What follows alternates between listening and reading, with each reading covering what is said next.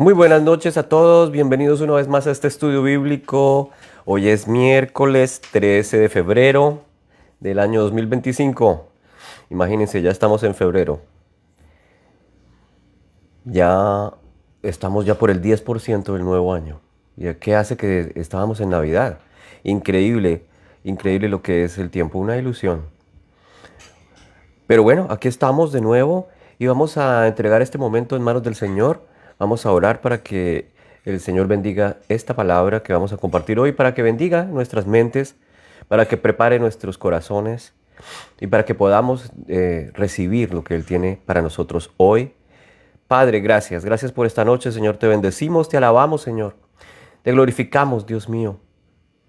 Gracias, Señor, por la oportunidad de reunirnos, de compartir tu palabra, Señor, de poder recordar o aprender, Señor, más y más, Señor, acerca de ti, Señor, de tus promesas, acerca de el corazón que tienes para con nosotros, tu voluntad para con nosotros, el propósito que tienes, Señor, al venir al mundo y hacerte hombre, Señor.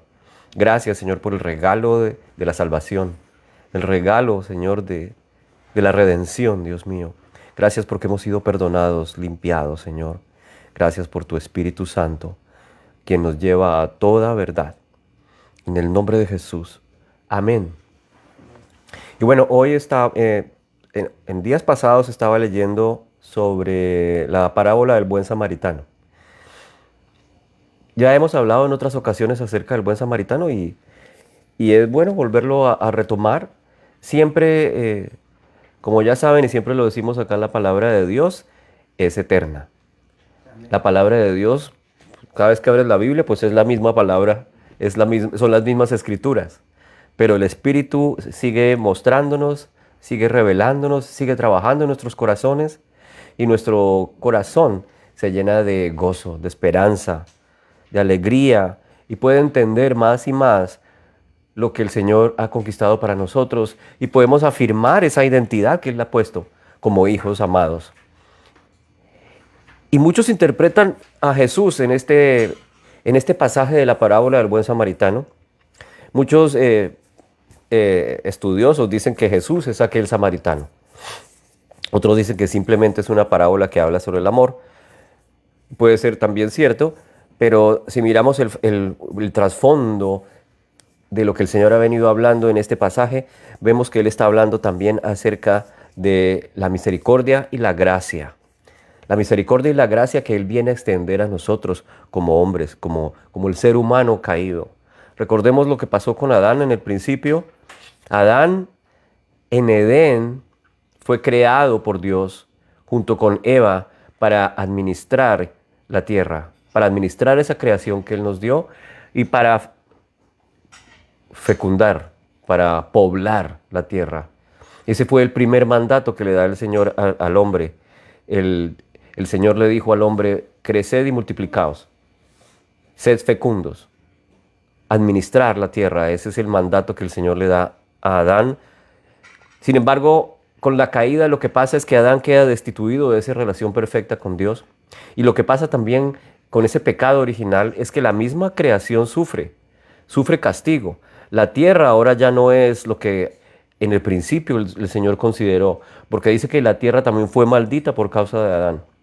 Cuando Adán iba a cultivar la tierra, dice que cardos te producirá. O sea que era difícil extraer el fruto de la tierra ahora, después de que la desobediencia había ocurrido. El Señor había planeado algo maravilloso, algo en el cual Adán se podía gozar, podía ser fructífero, podía disfrutar de la compañía con su amada y poblar la tierra, que era el plan de Dios. Sin embargo, con la caída lo que ocurre es que esta relación se quebranta y Adán, cuando está separado de Dios, se encuentra pensando que Dios está enojado con él, se esconde de Dios y trata de recuperar esa relación, pero trata de restaurar esa relación con Dios, pero a su manera, en su propio esfuerzo. De ahí el pasaje donde Adán se cubre con hojas de higuera para tapar su desnudez. Cuando el Señor le pregunta, ¿quién te enseñó que estabas desnudo? Tuve miedo, estaba desnudo. ¿Quién te dijo que estabas desnudo? Por eso me cubrí. Quise tapar por mis propios medios. Quise cubrir esta desnudez. Quise volver a recuperar lo que perdí al desobedecer ese mandato que tú habías puesto en el principio. Y esa tendencia a cubrirse a sí mismo es la que continúa por edades y por siglos y por milenios. La humanidad trata de ascender, trata de mejorar, trata de acercarse a la perfección, trata de buscar su propio destino, pero separado de Dios. O cuando trata de relacionarse con Dios, lo trata de hacer a su manera, a su estilo. Y lo que el Señor nos trae a través de Jesucristo es que Cristo se hace hombre para mostrarnos cuál es el plan de Dios para restaurarnos. Y el corazón de Dios es que a través de su propio Hijo, que muere por nosotros, es que podamos ser restaurados a como Él nos soñó al principio. El plan de Dios era que Cristo, su propio Hijo, se hiciera hombre, se hiciera como Adán, para que como Adán pudiera restaurar lo que se perdió. Pero Adán tenía que pagar el precio. El Señor dijo, tienes que morir. Cristo murió por nosotros. El Cordero Perfecto pagó el precio total y absoluto que era necesario para recuperar lo que habíamos perdido, la relación con Dios, el quebranto que sufrimos por la desobediencia. El costo del pecado es la muerte, y la muerte la tenemos que sufrir de todas maneras. Pero Cristo pagó el precio de la desobediencia, venció la muerte, y lo que nos permite recuperar esa vida eterna es precisamente la muerte, sacrificio y resurrección de Jesucristo. Nosotros creemos en Jesucristo y hemos recuperado esa vida perdida. Ahora de nuevo volvemos a vivir, de nuevo volvemos a tener esperanza. ¿Y qué era lo que estaba ocurriendo en el mundo religioso del primer siglo? Que los fariseos, los fariseos y los escribas, los estudiosos de la ley, se volvieron demasiado hipócritas, se volvieron demasiado estrictos, buscando que a través de toda esta serie de preceptos querían acercarse y tener una relación de nuevo con Dios. Pero lo que el Señor les muestra es que se habían vuelto estrictos, que se habían vuelto religiosos y que habían descuidado algo muy importante, el amor. ¿Por qué se hizo hombre Cristo? Por amor a nosotros, por amor a la humanidad, por amor al hombre caído. Porque como les he dicho en otras ocasiones y lo hemos meditado acá, el Señor hubiera podido destruir a Adán cuando la embarró. Adán, la embarraste.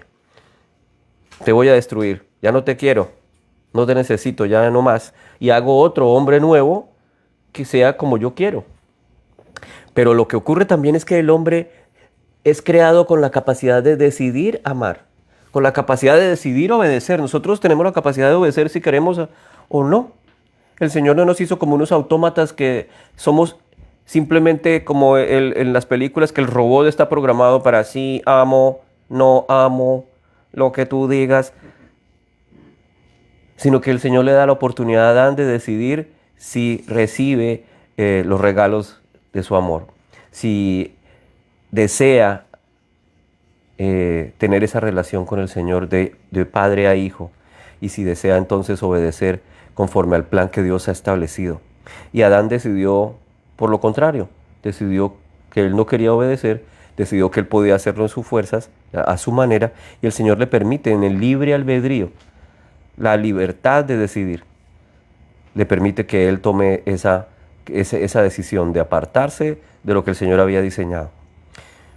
Sin embargo, el amor del Señor es tan grande que decide desde la eternidad restaurar a Adán. Por eso Cristo viene. Por eso Cristo viene a romper las barreras culturales, religiosas, y Cristo viene incluso a traer como ese mensajero desde el tercer cielo el mensaje de la redención. La otra vez hablábamos de eso, de Cristo el mensajero estelar, el misionero estelar, porque digamos que el primer misionero de todos los tiempos se llama Jesús, porque Jesús es encargado en la Trinidad Padre, Hijo y Espíritu Santo, en la eternidad deciden que Jesús va a venir a hacerse hombre y va a predicar el Evangelio. Va a venir a hablarnos acerca de quién es el Padre, cuánto nos ama y cuánto anhela volver a tener esa intimidad con nosotros, con Adán, con el Adán que cayó. Todos nosotros somos esos descendientes caídos. Todos nosotros necesitamos ser restaurados a esa relación. Todos estamos perdidos, dice el libro de Romanos, porque todos han pecado. No hay justo ni aun uno. El único justo perfecto se llama Jesucristo y Él es el único que podía restaurar, podía volver a cubrir ese puente y pasar sobre el abismo del pecado y volvernos a dar esa vida verdadera. Por eso Cristo rompe entonces también con esa barrera religiosa con la cual los religiosos de esa época estaban acostumbrados a tener. Y de ahí la parábola de Lucas, del samaritano, ¿no? Que por cierto la voy a recordar, que está en el capítulo 10 de Lucas. Si la encuentro. Aquí está. Lucas 10. Ahí ha estado hablando el Señor con los intérpretes de la ley.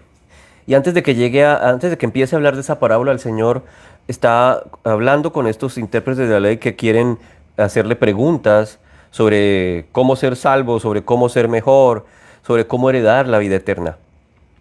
Y eso es lo que uno de ellos se levanta a preguntarle cuando él está allí reunido en ese lugar. Y le pregunta a cierto intérprete de la ley en Lucas 10, en el versículo 25. En Lucas 10, versículo 25, cierto intérprete de la ley se levantó. Intérprete de la ley quiere decir expertos en la ley de Moisés, ¿no? Porque ¿qué fue lo que estaba pasando cuando Cristo predicaba? Cuando Cristo actuaba, era un revolucionario de la ley. Porque todos estaban asombrados de que él y sus discípulos no hicieran todo lo que tenían que hacer según lo que la ley dictaba. Comía con pecadores, se unía con esa gente que para ellos era impura. Tocaba a los muertos y resucitaban. Tocaba a los enfermos, los leprosos y se sanaban. Y todo eso era en contra del mandato de mosaico, o la ley de Moisés. En los sábados se reunía con la gente, sanaba enfermos en el sábado. Un día recogió espigas para alimentar a sus discípulos y eso tampoco se podía hacer. Todo era revolucionario para ellos. Luego ellos estaban criticando a Jesús y preguntándose cómo es que según dice él, es el Hijo de Dios, el enviado de Dios, pero está quebrantando los preceptos de Dios. Y lo que acá el Señor les dice es muy importante porque tiene que ver con la parábola que después él menciona. El intérprete de la ley se levantó y le dice: Maestro, ¿qué haré para heredar la vida eterna? Y Jesús le dijo: ¿qué está escrito en la ley? ¿Qué lees en ella? Y respondiendo aquel intérprete de la ley le dijo: amarás al Señor tu Dios con todo tu corazón y con toda tu alma y con toda tu fuerza, con toda tu mente, y a tu prójimo como a ti mismo. Entonces Jesús le dijo: has respondido correctamente, ve y haz esto y vivirás. Pero queriéndose él justificarse a sí mismo, dijo Jesús: ¿pero quién es mi prójimo? Parece ser que aquel hombre le costaba trabajo acercarse a ciertas personas que no correspondían o que no estaban de acuerdo o a la altura de sus privilegios como intérprete de la ley. Los privilegios que tenía como quizás un fariseo o quizás un escriba. Y sabemos que los escribas no se juntaban con ciertas personas, o los fariseos no tocaban ciertas personas, no se juntaban con ciertas personas. Luego, para ellos el prójimo no era todo el mundo. El prójimo solamente era ciertos individuos que, como ellos, cumplían con lo que ellos decían cumplir. Eran tan puros como ellos, tan obedientes como ellos, tan estrictos como ellos. Y si, por ejemplo, alguno de ellos estaba contaminado, él tampoco podría acercarse a ese prójimo porque estaba contaminado y estaría entonces incumpliendo con la ley. Entonces el- la recomendación de Cristo es bastante difícil para él como un religioso legalista. Y también lo que miramos aquí es que amarás al Señor con todo tu corazón, con toda tu alma, con toda tu fuerza, con toda tu mente. ¿Quién ha podido lograr amar al Señor de tal manera? Amarás al Señor con todo tu corazón. Pero nuestro corazón está caído, nuestro corazón falla, nuestro corazón es imperfecto, nuestro corazón es egoísta, nuestro corazón es malo. Porque nuestro corazón, el corazón del hombre, de Adán, está caído. No podemos amar con todo el corazón, con toda el alma, con toda nuestra fuerza, incluso a la persona que más amamos en el mundo, incluso la persona más buena de la historia, no tiene un corazón que ame con toda su fuerza porque es imposible. Y lo que exige la ley, y le está recordando aquí el Señor a este intérprete, es que tiene que hacerlo de esa manera.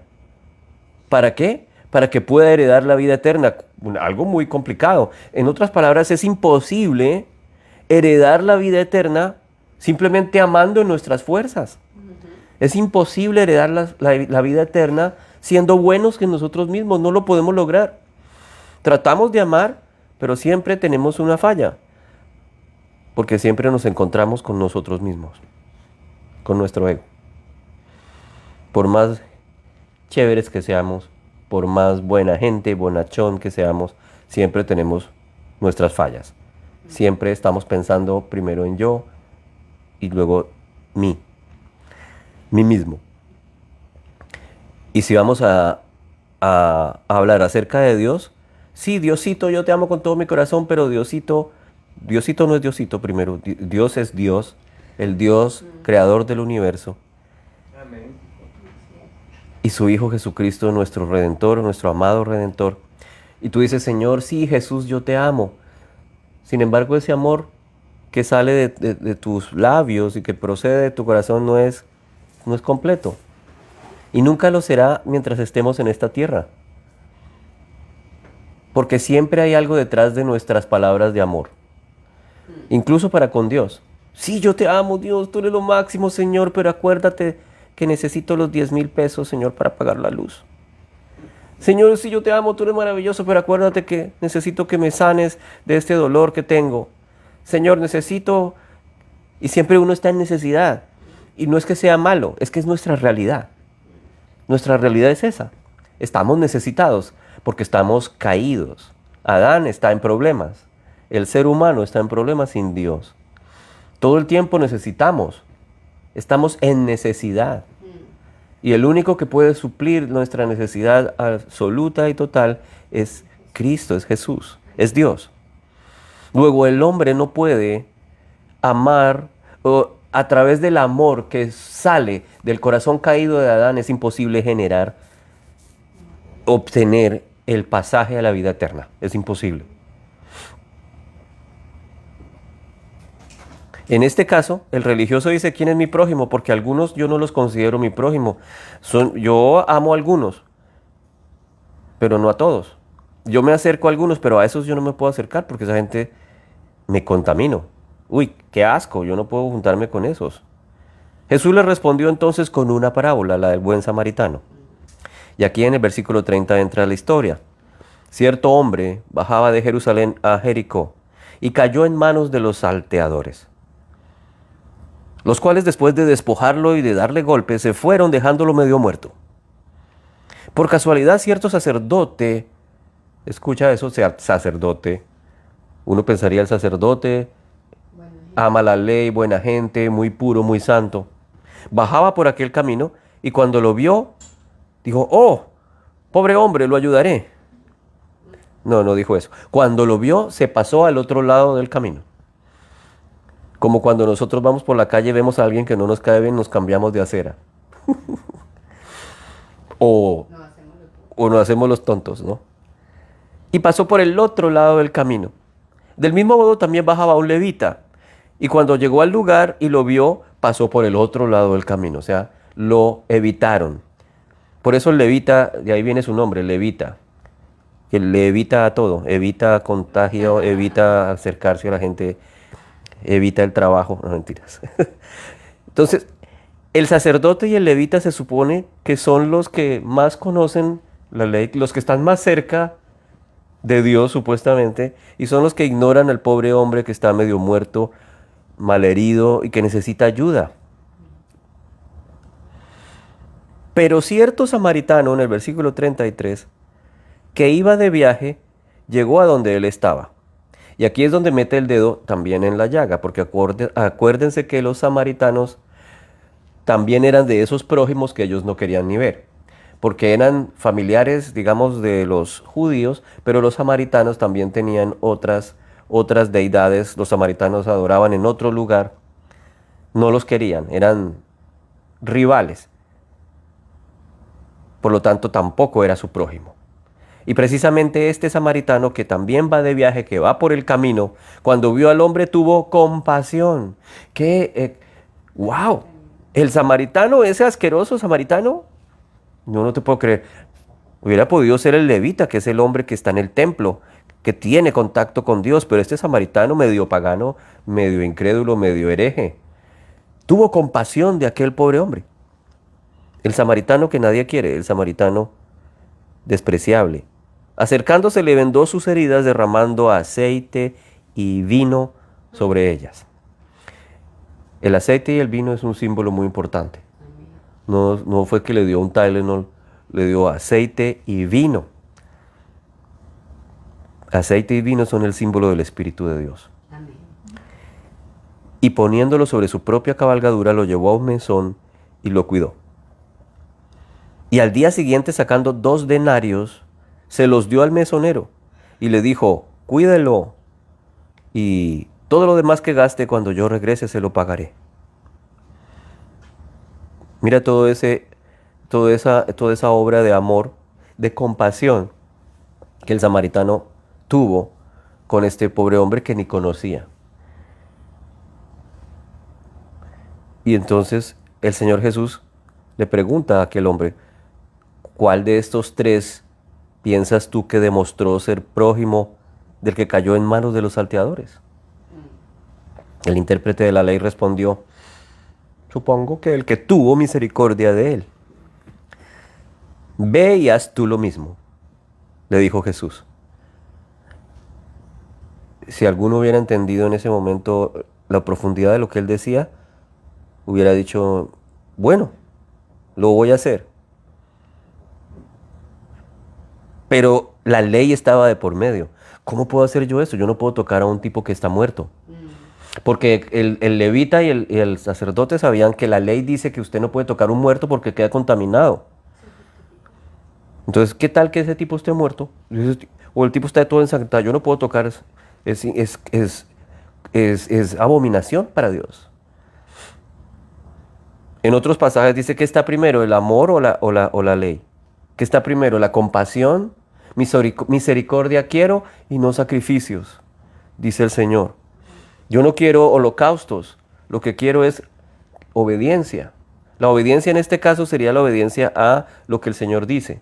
La obediencia en nuestro caso, en el nuevo pacto, la obediencia al Evangelio.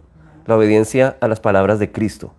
Porque esa es la obediencia que nosotros vemos que es la que espera el Señor. Obedecer a Cristo y obedecer a lo que Él dice en el Evangelio. Cuando nosotros obedecemos a Cristo, estamos agradando al Señor. Por lo tanto, esa es la obediencia que el Señor quiere.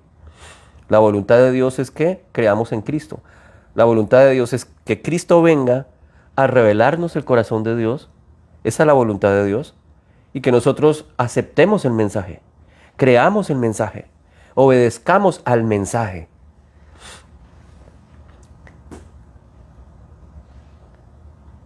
Hay otro pasaje en Lucas también que tiene que ver con la religiosidad y tiene que ver con el tratar de justificarse, de autojustificarse, y está en Lucas 18.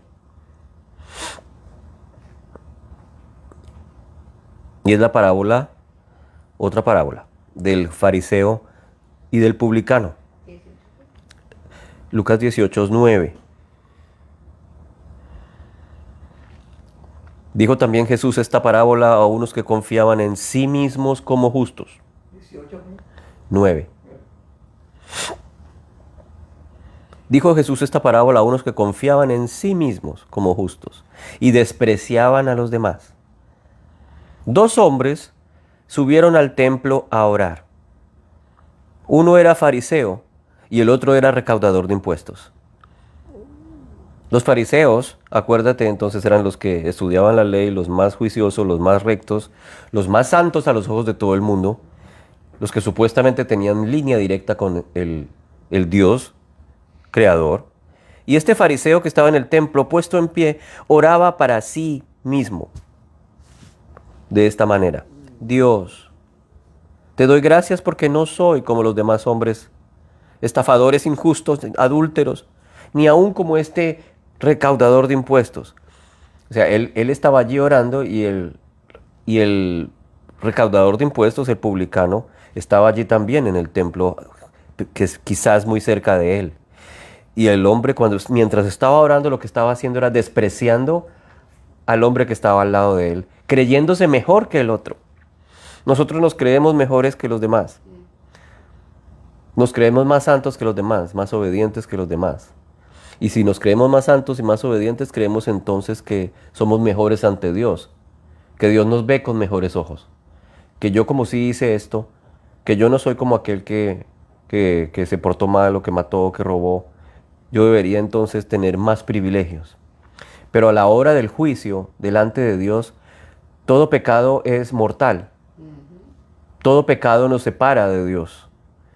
A la hora del juicio, a la hora de hablar de vida eterna, nadie puede heredarla, por más bueno que haya sido.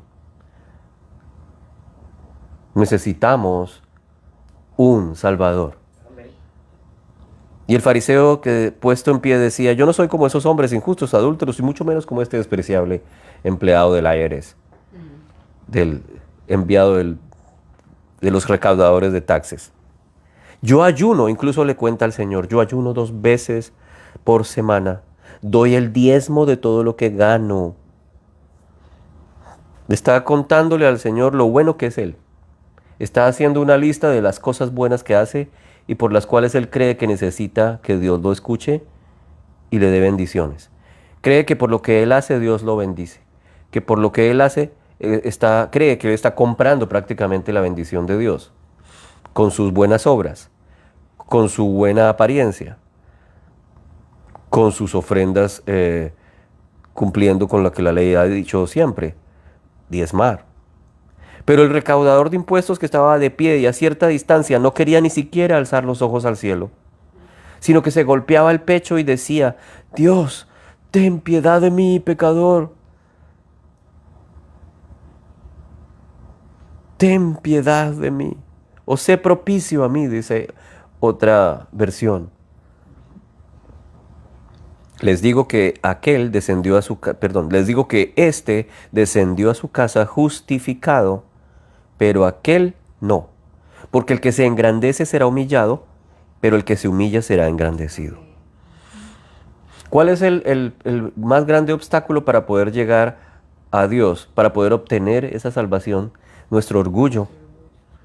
Y nuestro orgullo es un obstáculo para poder recibir lo que el Señor tiene para nosotros. Porque el orgullo es el que nos hace vernos como no somos. El orgullo nos hace velar nuestra visión de nosotros mismos y también velar la visión que tenemos de otros. El que se engrandece va a ser humillado, pero el que se humilla será engrandecido. ¿En qué sentido seremos engrandecidos? Pues cuando nos humillamos podemos recibir toda la bendición que tiene Dios para nosotros. Si yo me humillo, puedo reconocer que necesito mi Redentor. Cuando me humillo digo: soy nada, necesito de ti, Señor. Ten piedad de mí porque soy un pecador. Eso es lo que dice el recaudador de impuestos. Y ese corazón lo ve Dios y dice: ha reconocido que necesita de mí. Ha reconocido que necesitas salvación.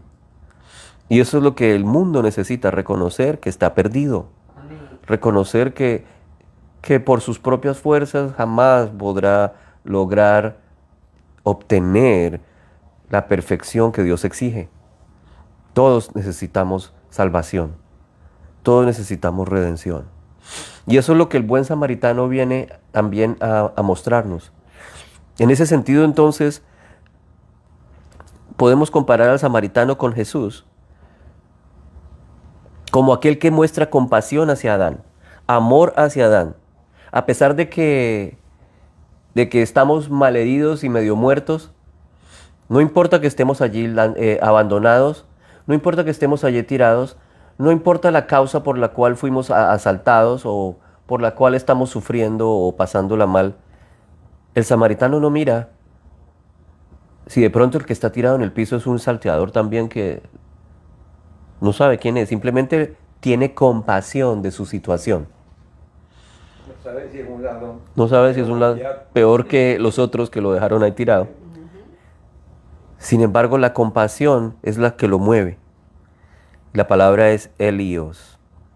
Y Elios tiene que ver con gracia. Empatía. Elios. Vino a sanar y a restaurar a la humanidad tirada en el camino a Jericó. Sin importar su trasfondo, sin importar su condición. Jesús rompe las barreras religiosas. Por eso los religiosos lo querían matar, apedrear. Antes de que Abraham fuera, yo soy, le dijo a los fariseos, a los judíos que lo querían probar. Les estaba diciendo que él era eterno. Les estaba diciendo que aquel hombre, que aquel encuentro que tuvo Moisés con la visión de la zarza ardiente en Éxodo, que le dijo, yo soy el que soy, era el mismo que estaba parado delante de ellos, el eterno Dios hecho hombre. Y eso era inaceptable, porque ¿cómo puede este tipo creerse Dios?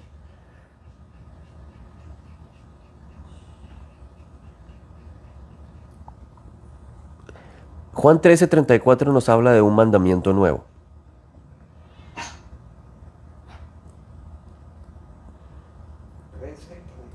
Sí.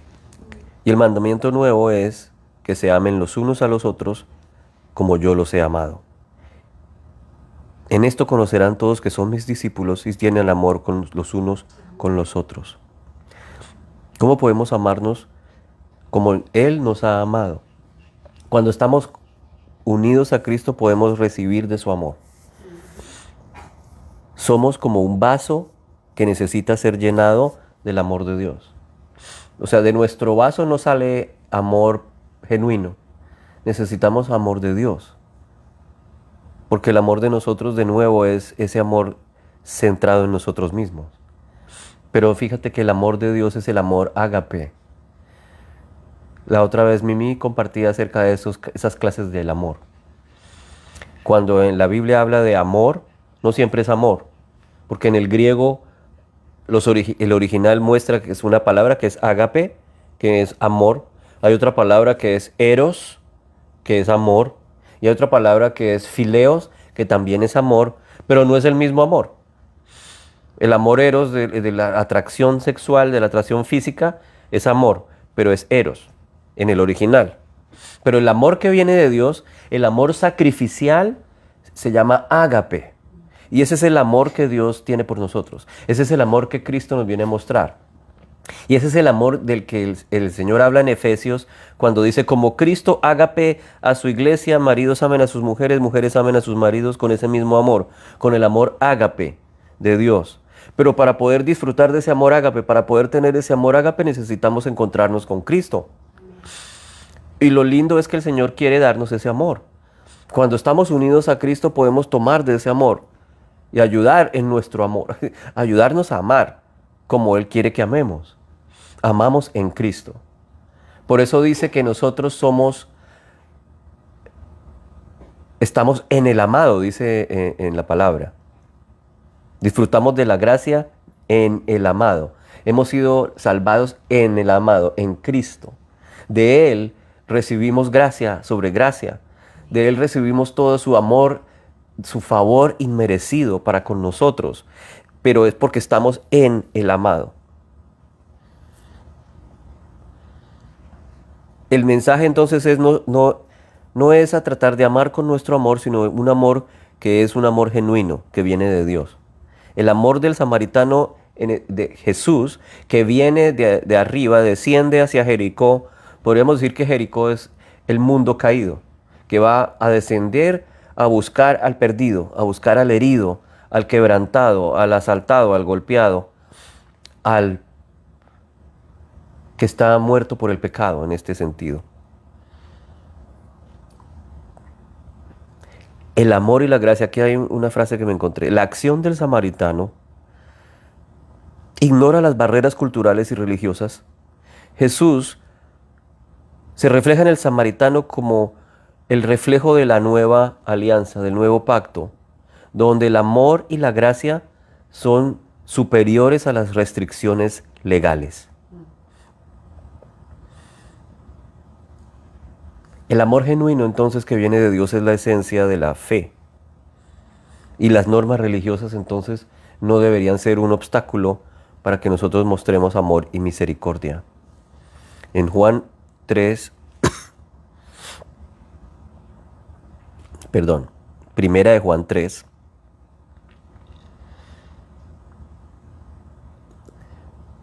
dice, primera de Juan 3, versículo 17 dice, el que tiene bienes de este mundo y ve a su hermano en necesidad y cierra su corazón contra él, ¿cómo puede morar el amor de Dios en él? Está hablando de la generosidad para con los que están necesitados. Si alguien tiene bienes, ¿cómo puede cerrar el corazón contra alguien que está en necesidad? Hijos, no amemos de palabra ni de lengua, sino de hecho y en verdad. En esto sabremos que somos de la verdad y aseguraremos nuestros corazones delante de Él en cualquier cosa en que nuestro corazón nos condene, porque Dios es mayor que nuestro corazón y Él sabe todas las cosas. El amor en el nuevo pacto entonces no es solo un sentimiento, sino el amor se manifiesta en acciones. Amén. El samaritano no solamente siente compasión, sino que actúa para ayudar al que está allí tirado. Fíjate que él le vendó las heridas, pero luego lo llevó a al refugio y pagó para que lo restauraran. Y todo lo que gaste, yo te lo pagaré cuando vuelva.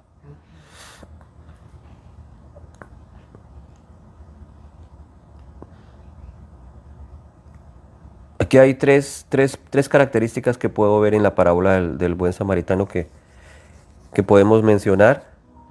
Una es el amor incondicional. El reflejo del amor incondicional, el nuevo pacto. El amor es central, porque nos llama a amar a los demás como Jesús nos ha amado. Con ese amor ágape, busquemos ese amor ágape que es el amor sacrificial. Cuando la gente, dice en el mismo Evangelio de Juan, que para que el mundo crea que tú me enviaste, ustedes sean unos, ámense los unos a los otros, para que el mundo crea. ¿Recuerdan ese pasaje? Si el mundo puede creer no tanto porque tú le hables de la Biblia, sino que el mundo puede creer porque nos ve a nosotros unidos y amándonos. Porque ve que en la iglesia hay compasión, que en la iglesia hay afecto fraterno, que cuando nosotros nos encontramos, nos abrazamos, comemos juntos, compartimos juntos. Si alguien está enfermito, oramos por él. Si alguien tiene un logro, nos alegramos con él. Nos alegramos con la nieta de Maurice, nos alegramos con el grado de Alejandra, con el matrimonio de Alejandra. Nos alegramos con la maestría de Estefanía, nos alegramos con las cosas buenas que pasan. Y oramos cuando sufrimos, cuando alguien está en el hospital, cuando alguien está quebrantado, cuando perdemos a un ser querido, nos sentimos tristes porque ese es el amor fraternal. Y ese es el amor que el Señor pone entre nosotros. Y si el mundo ve eso, dice el mundo, para que el mundo crea. Amén. El mundo no va a creer, simplemente nos ve andando con una Biblia debajo del brazo y dando bibliazos de palabra y te vas a ir al infierno, tienes que hacer esto, tienes que hacer esto, tienes que hacer esto, porque Dios dice, sí, está bien, es la palabra, son las escrituras, pero dice para que el mundo crea que ustedes son uno conmigo como yo y el Padre somos uno. De esa manera, la iglesia camina en amor fraterno, recibiendo el amor ágape del Padre. Dice Efesios 2:8. ¿Por qué esa virtud de la compasión, del Elios, viene de un corazón puro que viene de Dios? Es la gracia de Dios. Y en Efesios 2:8-9 dice, porque por gracia ustedes han sido salvados. Por gracia ustedes han sido salvados. El samaritano que viene del tercer cielo a restaurar al hombre caído y golpeado por el pecado es Jesús. Y nos extiende gracia. Nos ama sin merecérnoslo. Nos levanta del camino todos vueltos nada, ensangrentados y sucios, sin merecerlo. Y nos lleva a la casa y nos cuida y nos da comida sin merecerlo. Por gracia ustedes han sido salvados por medio de la fe. Y esto no procede de ustedes, sino que es un don de Dios. No por obras, para que nadie se gloríe. Dice Efesios 2:8-9. Ese es Jesús, el samaritano que nos cuida sin esperar nada a cambio. Amén. Esa es la gracia. Un favor inmerecido. El Señor no está cobrando por las bendiciones, no está cobrando por la salvación. Lo único que espera es que creamos en Él y que cuando recibimos todo lo que Él tiene, también lo demos entre nosotros. Amén. Lo demos, que es el amor que viene de Él. Y lo que el mundo espera es que también compartamos de ese amor. El amor que es fraterno, el amor que es compasivo, el amor que es perdonador, porque Él también es perdón. Dios nos ofrece su amor y perdón sin condición.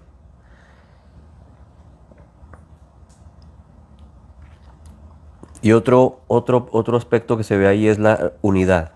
Bueno, ya lo dije, la reconciliación. ¿Por qué? Porque si Adán estaba caído, si el samaritano está ahí medio tirado, está abandonado, no tiene esperanza. Pero Cristo viene y cuando toma al samaritano lo pone sobre su caballo y lo lleva a la casa. Y para mí eso es como llevar a nuestra vida de nuevo a casa. Allí donde nos cuida y nos restaura. Y allí nos deja, dice que cuando yo vuelva, todo lo que ellos gasten, tranquilo que yo lo pagaré. O sea, cuando el Señor vuelva, todo lo que hayamos sufrido, todo lo que hayamos gastado, Él lo recompensará. Amén. Amén. En Efesios 2:14 dice, Efesios 2:14-16, dice, Él mismo es nuestra paz. ¿Qué es lo que pasa en un mundo sin Cristo como hoy, como el de hoy? No hay paz, ahí es división, no hay unidad, hay división.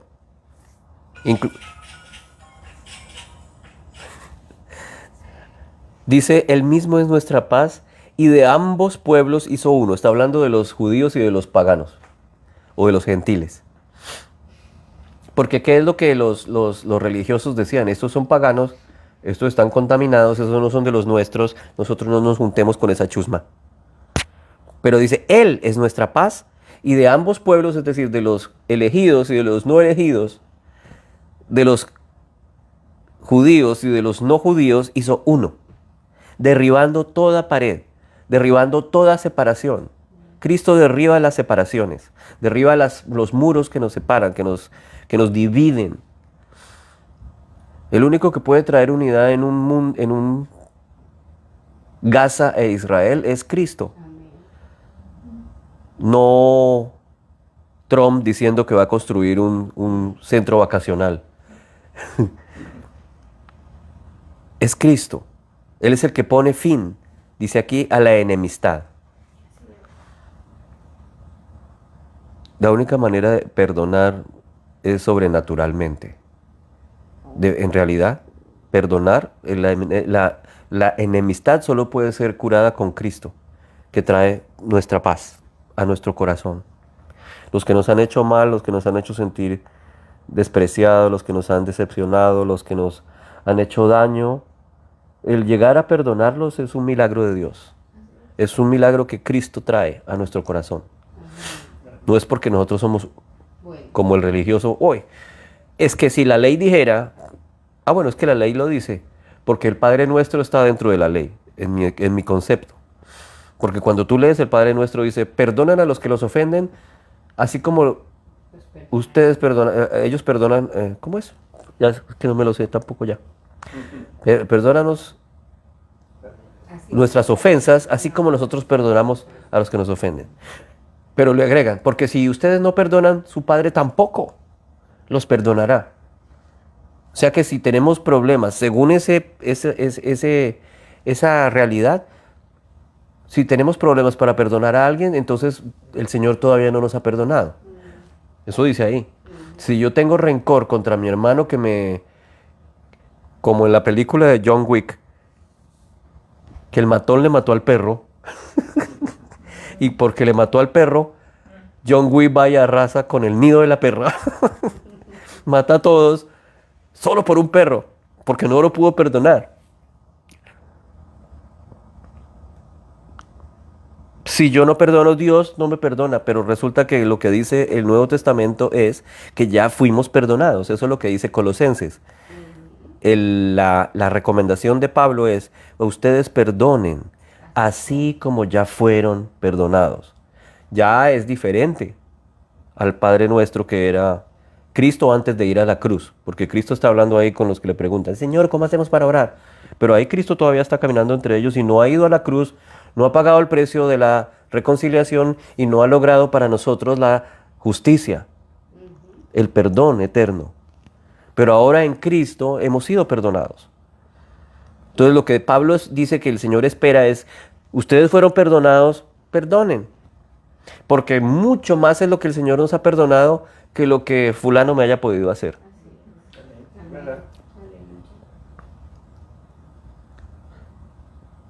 Esa es entonces la manera como funciona en el nuevo pacto.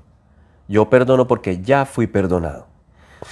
¿Que me cuesta trabajo? Sí, va a costar trabajo porque todavía estamos aquí en este cuerpo de carne y hueso, que siente dolor, cuando recuerda la ofensa, siente ganas de estrangular a la otra persona, siente ganas de que ella también sufra lo que yo sufrí, tiene que pagar, es la ira que viene de nuestra carne, pero solamente viene porque el Señor pone el perdón en nosotros, la capacidad de decidir perdonar. Cuando yo decido perdonar, estoy pasando por encima de mi ira y mi odio y mi rencor y estoy confiando. Y es importante porque Mimi ha venido hablando también de la confianza. Porque una cosa es creer que Dios me ama y es bueno y que Él dice que perdone. Y otra cosa es confiar que si yo perdono, me libero. Y que si yo perdono, entonces estoy actuando para poder sanar y recibir paz. O en otras palabras, si yo perdono, estoy confiando en que Dios toma control, que Dios sabe cómo restaurar esa relación. Amén. Estoy confiando en que Dios... Por eso dice en algún lugar que la venganza es mía, yo pagaré, yo sé cómo hago. El Señor sabe. Eso es confiar.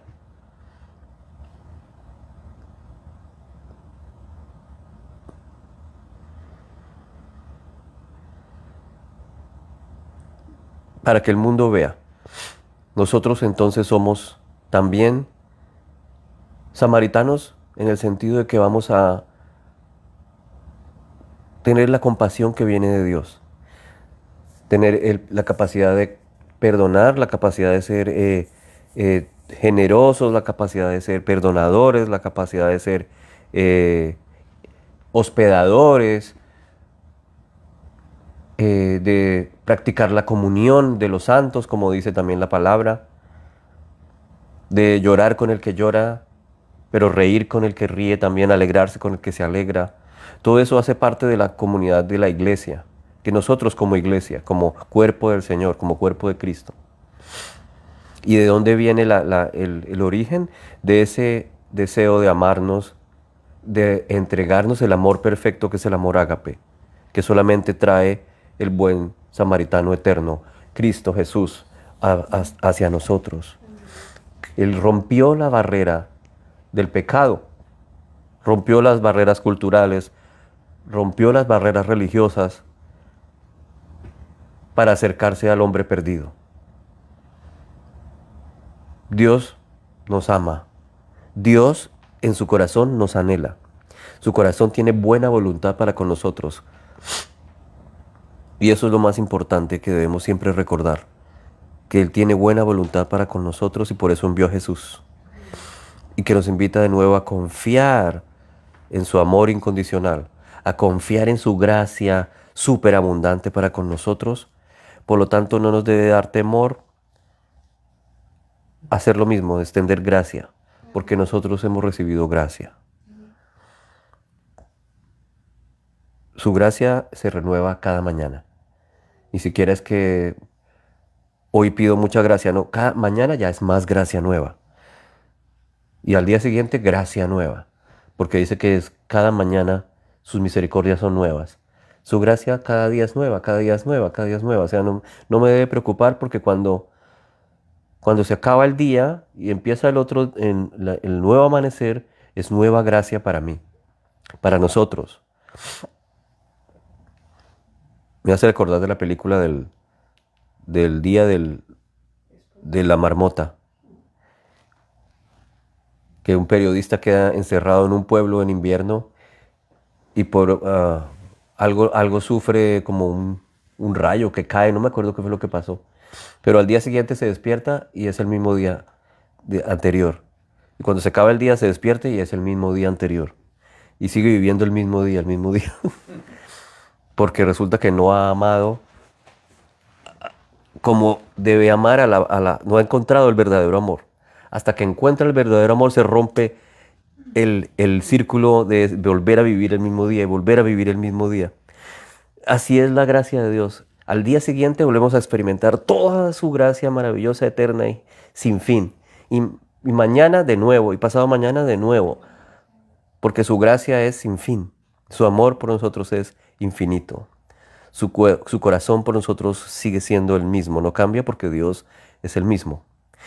Y nuestro sacerdote eterno, Cristo, está intercediendo por nosotros por toda la eternidad delante del Padre. Nuestro sumo sacerdote, como lo veíamos la otra vez en Hebreos, no muere. Nuestro sacerdote es eterno. Luego, nuestra entrada al lugar santísimo, al trono de la gracia, está garantizada por Cristo. ¿Y qué es lo que nosotros encontramos en el trono de la gracia? La respuesta a nuestra necesidad, el socorro oportuno, dice Hebreos. Eso nos da Cristo a nosotros como sus hijos. Padre, gracias por recordarnos hoy esta parábola, Señor. Gracias por recordarnos que tú eres ese samaritano lleno de compasión, que rompió las barreras religiosas, las barreras culturales, que no importó quiénes éramos, lo malos, lo caídos, lo malvados que somos, vino a salvarnos ese samaritano celestial, Cristo. Cristo vino, derramó su sangre por nosotros, pagó el precio por nosotros. Fue a la muerte, venció la muerte y nos trajo resurrección para poder experimentar la vida eterna. Gracias. Gracias porque no solamente nos salvaste, sino que nos diste vida, nueva vida, vida sin fin, para poder seguir disfrutando de tu amor, para seguir disfrutando de todo lo que tú tienes, así como tú lo diseñaste al principio, en ese Edén inicial, esa relación contigo, Dios.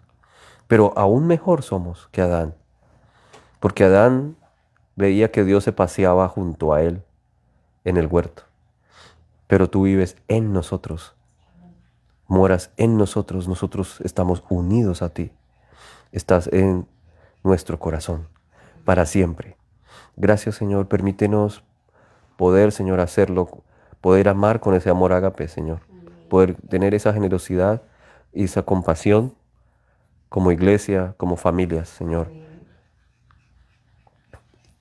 Y a los perdidos, a los inconversos, poder expresar y extender ese amor compasivo, Señor. En el nombre de Jesús. Amén. Y amén. Feliz día del amor y de la amistad. Entonces nos vemos el próximo miércoles. Hoy no es miércoles, hoy es jueves. Hoy es jueves. El próximo jueves nos vemos a las 7:30 por este mismo canal. Gracia y paz para todos.